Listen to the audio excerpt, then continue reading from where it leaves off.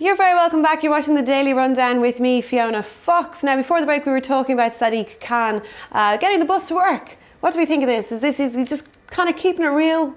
Well, so he's a down-to-earth kind of guy. We've heard that there's slight factionalism in the Labour Party. Well, we've been hearing this all year, haven't we? Yeah, so maybe it's just bus versus tube, because I know that Jeremy Corbyn likes to get on the tube, so maybe Jeremy Corbyn rides a bike as well. Yeah. He does ride a bike, so he's versatile. Maybe Sadiq Khan's going to start riding on a skateboard or something like that. One of those band ones, the hover thingy. Oh no, hopefully not, because surely he wouldn't be breaking the laws of his own city. I suppose. Segway to work. Maybe. I don't think they're road. I don't know if they're allowed on the pavement. I don't think they're allowed on the roads. I don't know whether you can take segways that would have to happen in London, I think, would be not worth it. Start running. Maybe he'll just start jogging everywhere.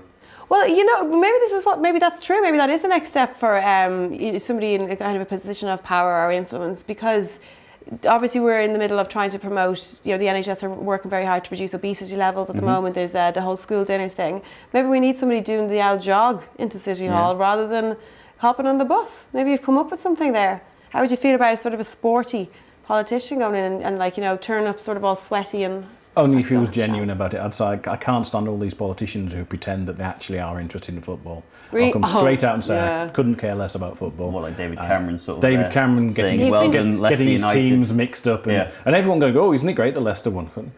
Half of them probably didn't even know Leicester had a football club before it became news. Or that Leicester was a place. if you're going to be a sporty mayor, be honest about it.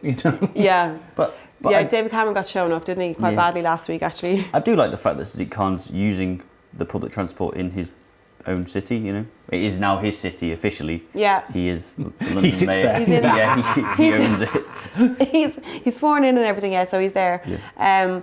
But I suppose, obviously, he's going to promote. Obviously, the London congestion thing is a big problem. Exactly. So you're better off hopping on the bus. I don't know. Well, it's less people, I guess. Yeah. Or less vehicles, rather. So you're in favour of this. You don't think it's just a sort of "I'm a normal guy" message he's trying to put out? Because the public responds quite well to. I think he's like, well, he's one of us. Margaret Thatcher did say that any man who uses the bus after the age of 26 is a failure. Oh, I never heard that. Yes, that's a paraphrased quote of hers. So I think that Sadiq Khan's proven her completely wrong. So that's good point. I find that any politician who refers to Margaret Thatcher in any positive way is a failure. So, it's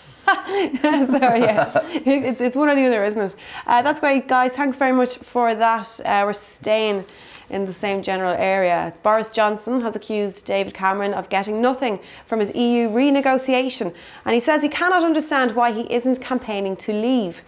In a personal attack on the Prime Minister, Mr Johnson said he had got no real change from Brussels, which was still intent on building a country called Europe.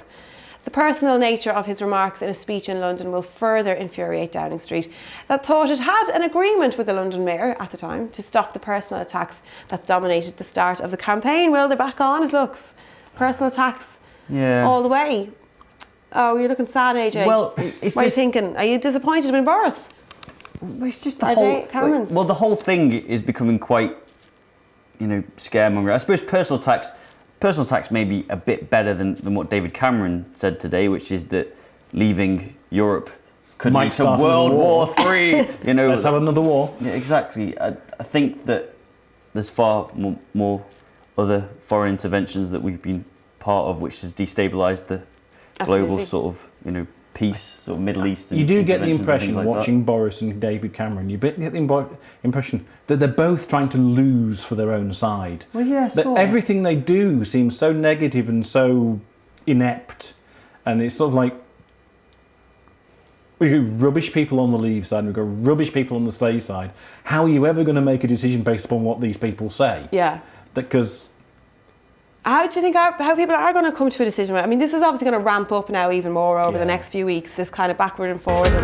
And, how are the public going to be able to come to a decision of their own accord with this? Do you think this is I don't think they're going to care, is when the it problem. Comes to it. I'm worried that it's going to come down to the few people who are rabidly for leaving turning out in a greater proportion than the many of us who will suffer when we leave. I just came out from my side there. I just feel that I'll take the opposite if you want to. No, I can't. I just feel that the arguments are kind of obscured by this kind of infighting. So Boris Johnson saying, saying, oh, this guy's done nothing to change things in Europe. He's done absolutely nothing and he's rubbish. And then David Cameron's comeback is, it might start World War III. You're like, what? Like, what? They're just such strange arguments that tell me how it's going to benefit me staying or leaving, going, oh, we're going to be a massive country called Europe. That sounds pretty neat to me. I wouldn't mind being a part of a massive country. There'd be nothing wrong with it. Nice. The tweet that was doing the rounds last week was the history of Europe is basically war, arguments about bananas. I'll take the arguments about bananas, please. But I mean, to be fair, if there are negative points to leaving, to staying in Europe and being more federalised, which is what they're saying could happen. That's especially what the Brexit is. There's an awful lot wrong with Europe. There's a huge amount of things wrong with Europe. Yeah. We're not going to solve them by throwing a tantrum and trying to run away. But the problem is we're not really hearing about that. We're not having a clear message, especially with this infighting. So maybe Boris should be sort of staying on the rational arguments and talking about how it will benefit not the country and not our elites, but me as an individual. Boris doesn't do rational arguments. He has a hard time stringing whole sentences together, it seems, sometimes. Well, he's quite articulate. He was speaking German today. So he was, to kind of show that he isn't, I can't remember what the expression was. A little Englander, yeah, yes. that's what it was.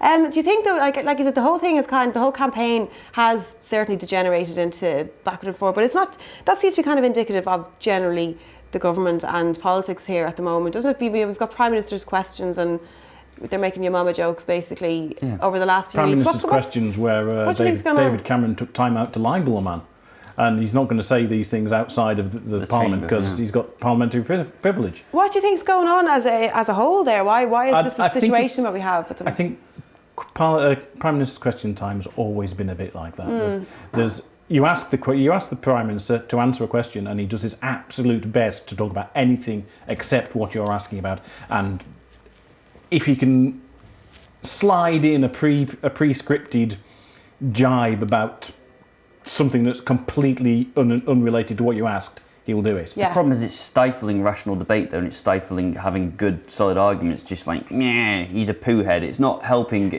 us like understand anything. It's just they're just arguing. And people will just ignore that. And especially with the referendum, if you want people to get out there and vote to either stay or leave, then guys, please tell us what you actually think rather than just he's wrong. Come and tell us why you passionately believe that we should stay or go. Because there are people who are quite confused, aren't there, I think? Well, I'm confused. It did seem, I think in the beginning it seemed clear cut for some people. I think over the course of time, certain information has been made available to them that might make them think twice, whatever way that's gone from both sides. But ultimately it does seem that the information is being held back, and this kind of back and forwards. It might be that they're scared that people can't actually understand the information. It's got to be There's a lack of really transparency dense. But there's got to be an awful lot of numbers, an awful lot of precedent and history that they expect people to turn off if they're given the full information. But look at the Scottish referendum. The Scottish referendum had massive amounts of information in the public. Whether it was like scaremongering or what, you might lose this or you might gain that.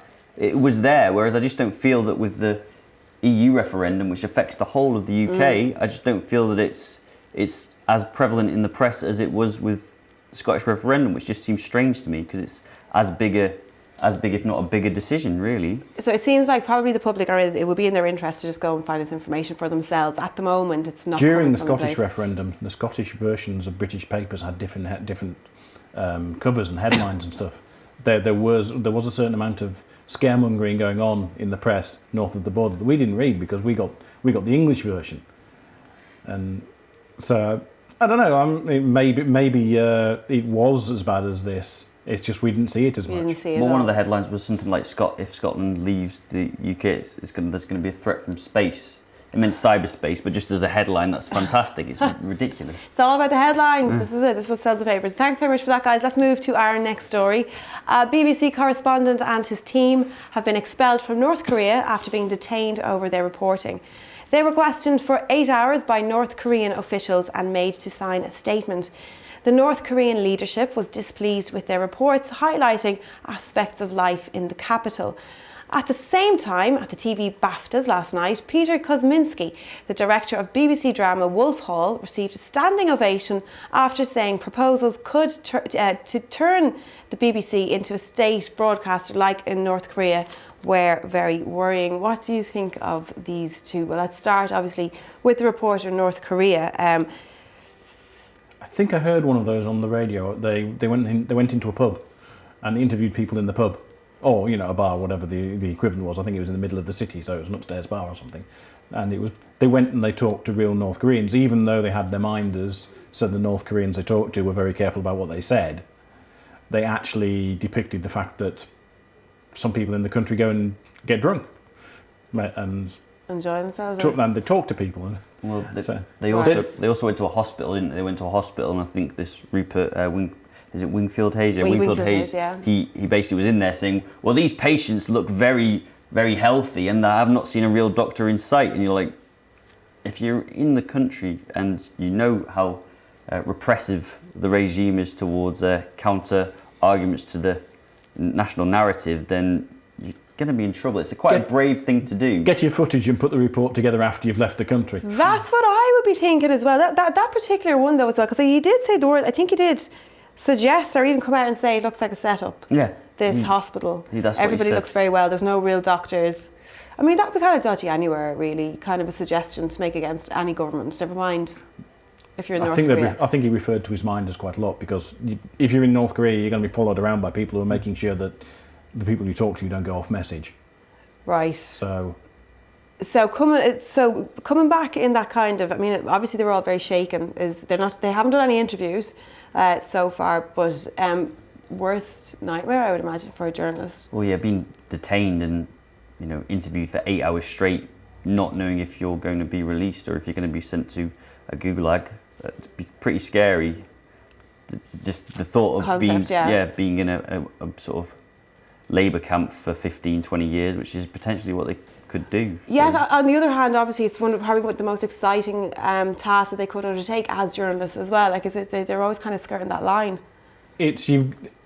You've got to take a risk sometime with journalism. You've got to report the stuff that people don't want to hear, or else it's not journalism, it's fluff. Absolutely, yeah. So you have to take those risks. Which comes down to what Kosminski was saying about the BBC becoming part of the government. Becoming part of the government. We're going to come back to that one, Ian, actually. So we just hold off on that. We're going to go for a quick break. Lots more news and a very special interview coming up, though, very soon. So don't go anywhere. We'll see you in a moment.